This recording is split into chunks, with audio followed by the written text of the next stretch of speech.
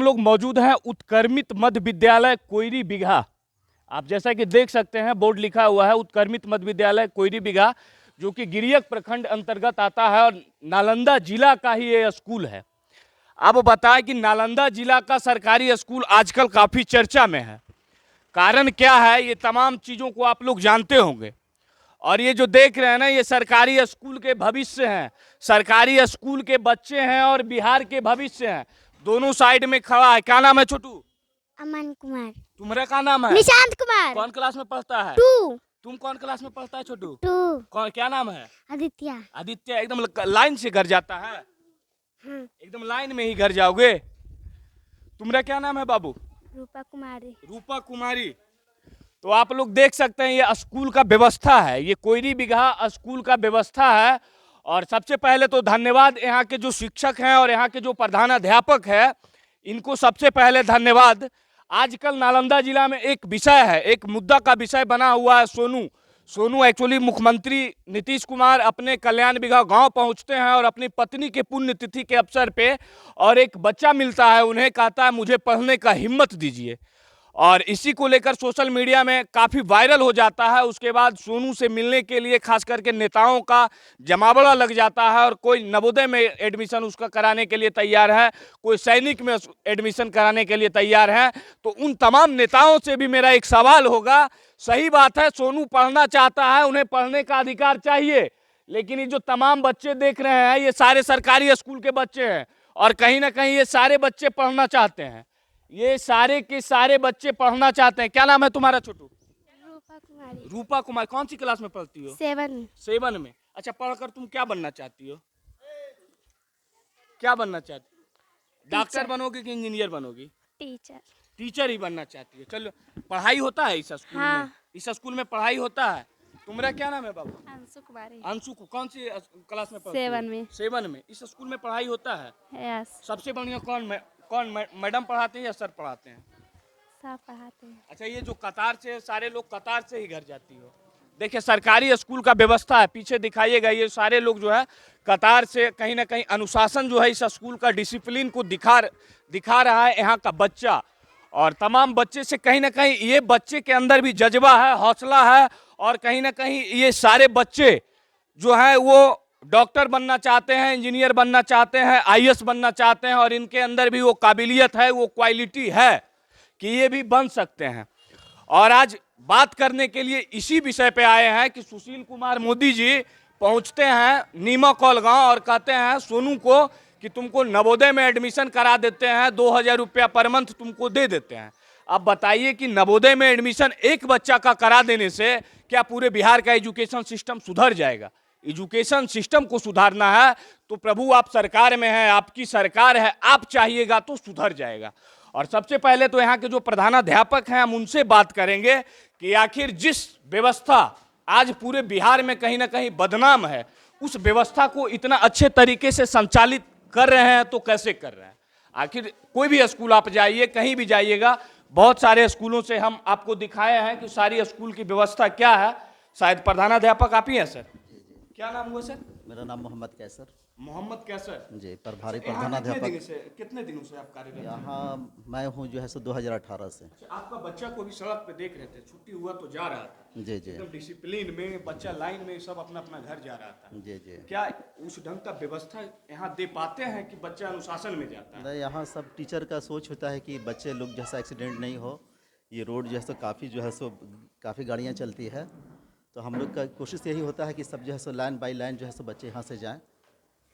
देखिए आजकल सरकारी स्कूल जो है, बिहार सरकार का शिक्षा व्यवस्था पे काफ़ी बड़ा सवाल उठ रहा है, लेकिन आपके स्कूल की व्यवस्था को अगर देखें तो कहीं ना कहीं सबसे पहले तो आपको सलाम और प्रणाम करने का इरादा करता है कि आपके जैसे अगर प्रधानाध्यापक और शिक्षक सारे स्कूल में हो जाए तो कहीं ना कहीं जो गरीब व्यक्ति है, जिसके पास पढ़ाने के लिए पैसा नहीं है, वो भी अपने परिवार को, अपने बाल बच्चा को सरकारी स्कूल में पढ़ाकर डॉक्टर इंजीनियर बना सकता है। अच्छा, क्या लगता है सरकारी स्कूल में बच्चे पढ़कर डॉक्टर इंजीनियर या आईएएस आईपीएस नहीं बन सकते हैं? हाँ, क्यों नहीं बन सकते? या फिर वो सैनिक, नवोदय, नेतरहाट या प्राइवेट स्कूलों में ही पढ़कर बन सकते हैं? नहीं, सरकारी स्कूल में भी पढ़ के बन सकते हैं।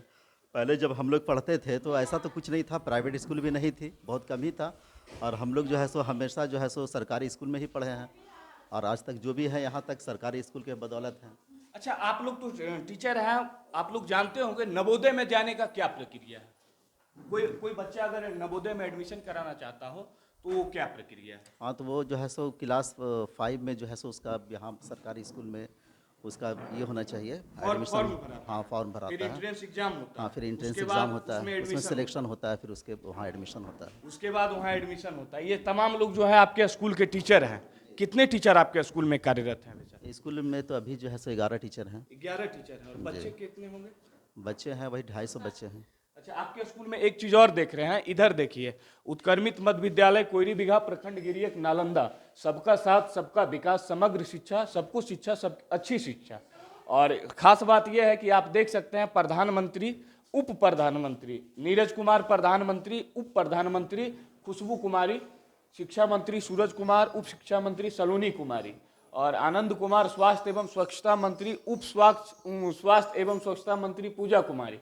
यानी को लड़का प्रधानमंत्री है तो लड़की उप प्रधानमंत्री, लड़का अगर शिक्षा मंत्री है तो उप शिक्षा मंत्री लड़की है। कहीं ना कहीं लड़का और लड़की दोनों को बराबर अधिकार देने का प्रयास यहाँ के प्रभारी और यहाँ के शिक्षकों द्वारा किया गया है, और ये बाल संसद है, और शायद ये व्यवस्था सारे स्कूल में होना चाहिए।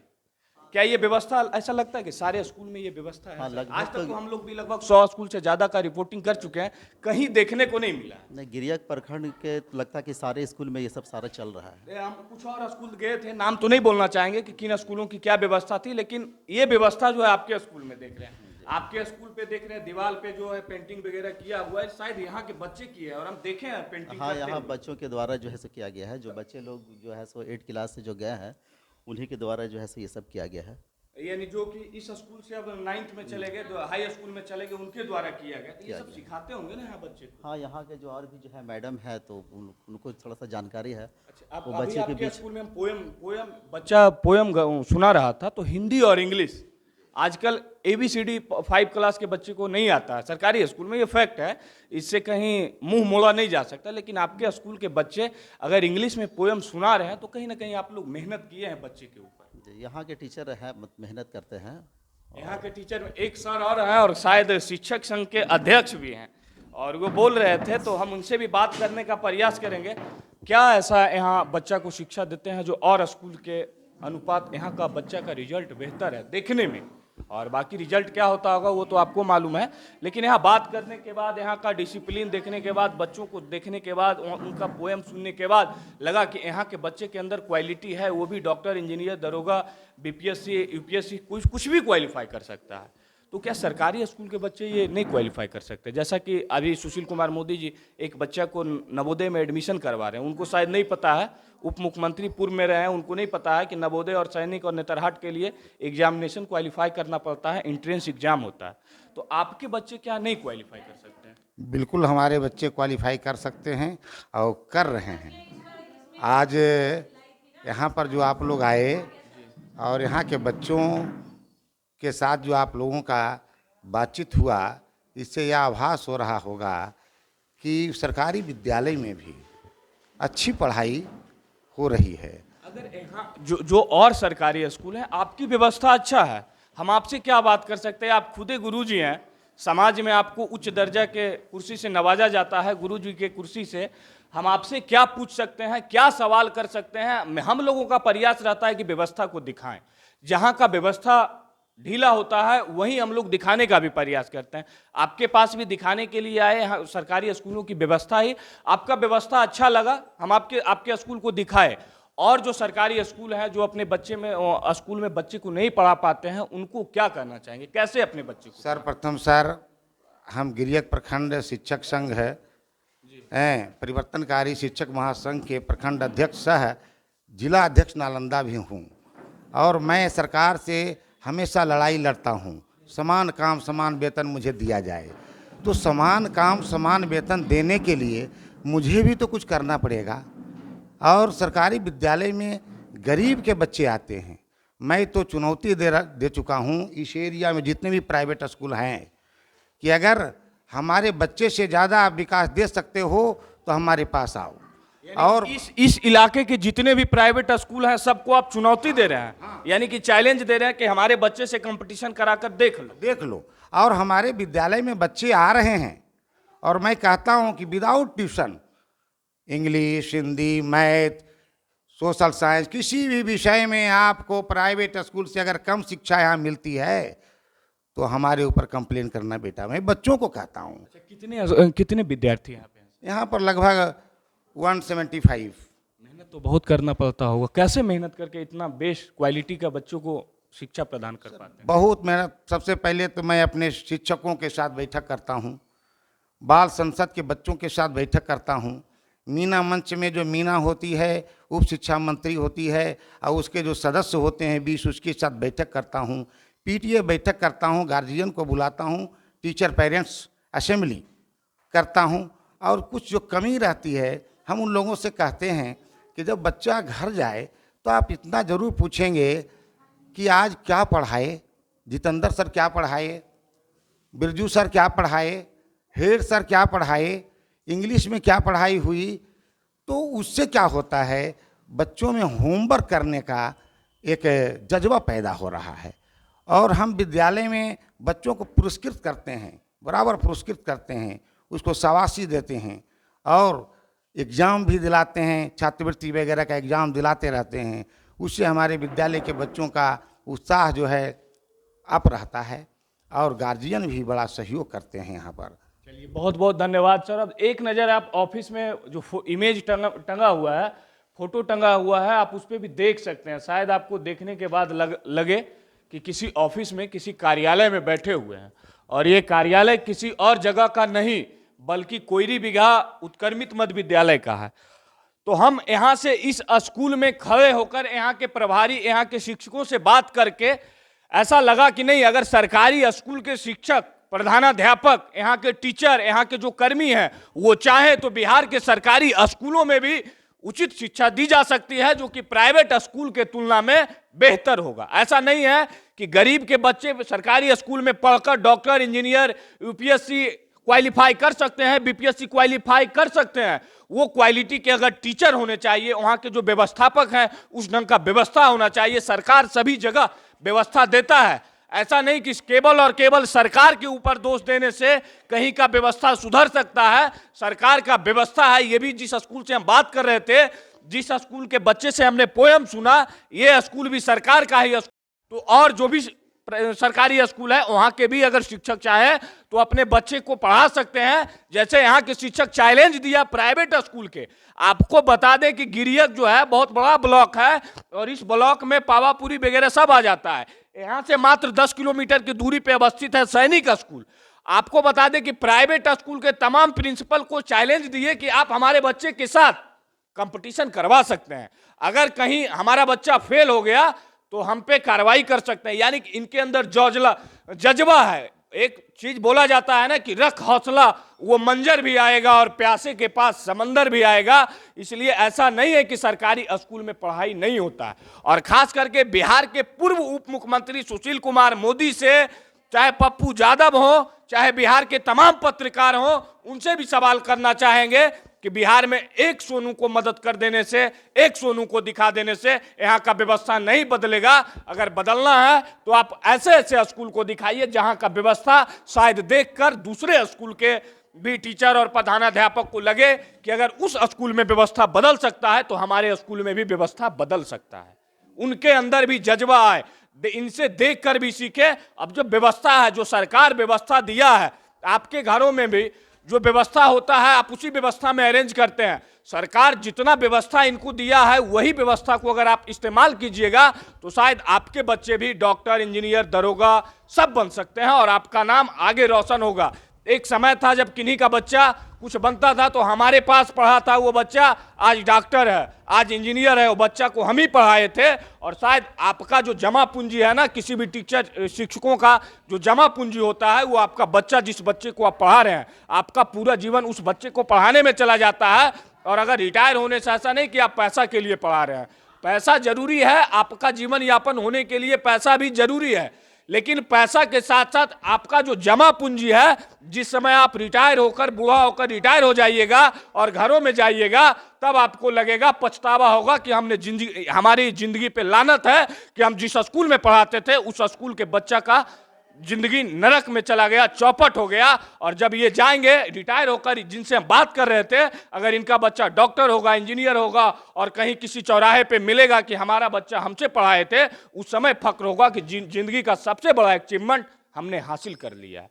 इसलिए बिहार के तमाम नेताओं से और यहाँ के मुख्यमंत्री से कहना चाहेंगे कि आप अगर सरकारी शिक्षकों पे, सरकारी स्कूलों पे अगर थोड़ा सा भी ध्यान दे दिया जाए, आपका बजट का जो सबसे मोटा हिस्सा है वो शिक्षा व्यवस्था पे ही खर्च होता है। इसलिए अगर थोड़ा बहुत भी आपके पदाधिकारी निगरानी किया करे तो नालंदा जिला क्या पूरे बिहार का स्कूल इस ढंग का बन सकता है।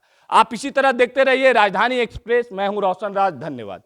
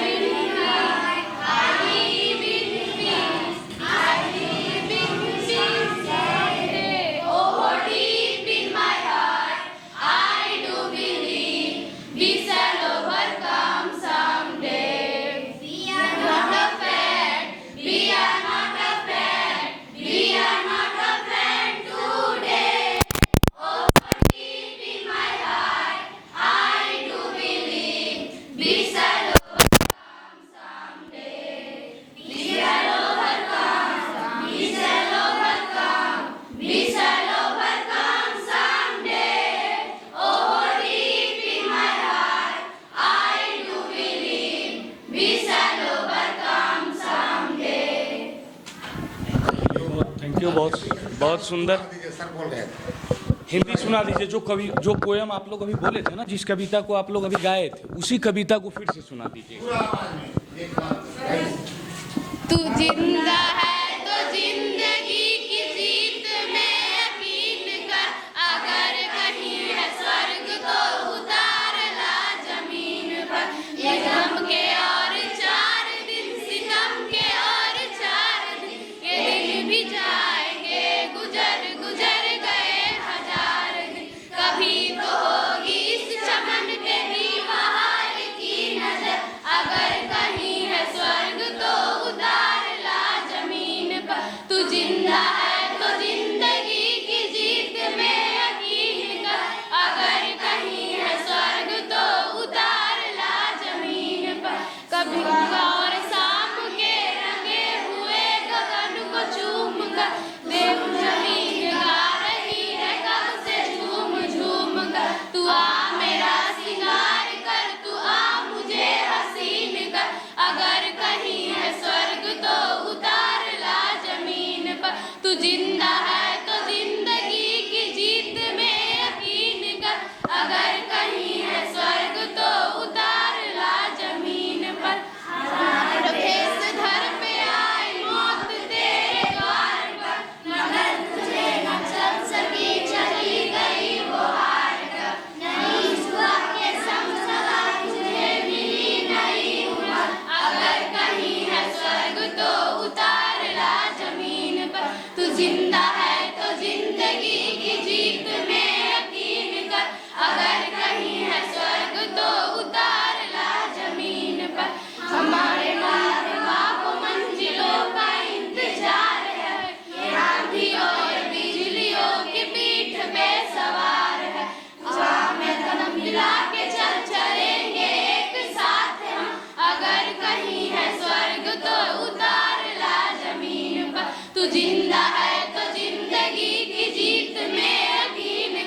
अगर कहीं है स्वर्ग तो उतार ला जमीन पर। जमीन के पेट में पली है